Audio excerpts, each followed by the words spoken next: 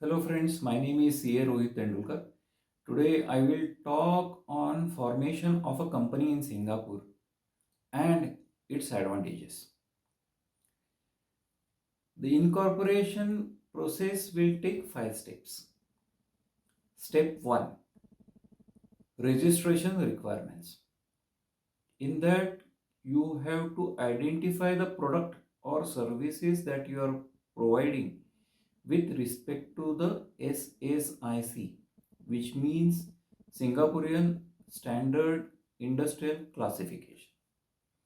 Once you identify your product and services, you go and determine the corporate structure you want to have.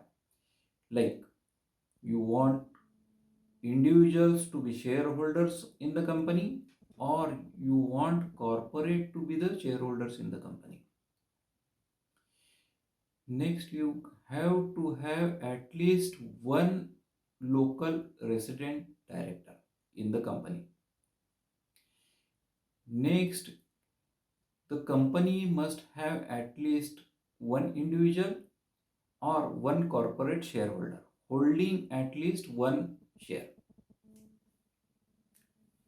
Thereafter, you have to have the local Singapore registered office address.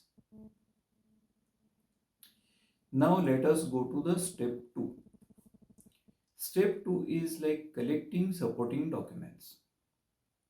Once you are determined to form a company in Singapore, you have to collect these supporting documents. First is Notarized Passport or NRIC of all directors and shareholders. Next is Notarized Latest Residential Address Proof. Example, utility bill or tenancy agreement for all directors and shareholders. Then come to step 3. In step 3, you have to identify the desired name you propose to give to the company.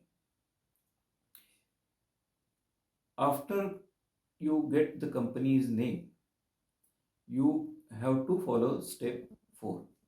Step 4 is where you sign incorporation documents, incorporate company, and thereafter you open the bank account in Singapore.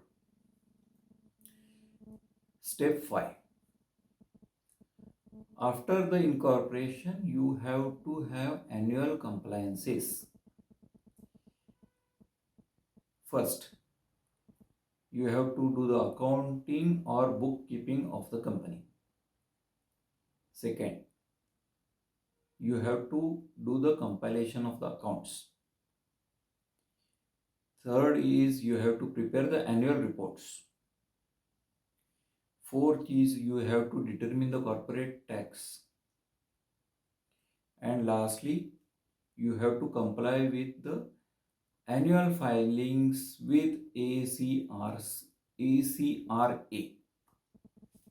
Now, let us come to the advantages of forming an entity or company in Singapore. In Singapore, they have the lowest corporate tax rate, first thing. There is no duty on import or export. It is a free port, but there are import duties on certain products like petroleum products, tobacco, alcohol. Singapore has double taxation avoidance agreements with many countries, so you can take tax advantage. There is no taxation on dividends. There is no taxation on capital gains. And most importantly, there is easy access available for finance through banks. Now, the industry which will benefit from formation of a company in Singapore are a startup company, a financial intermediary, and an entity doing import export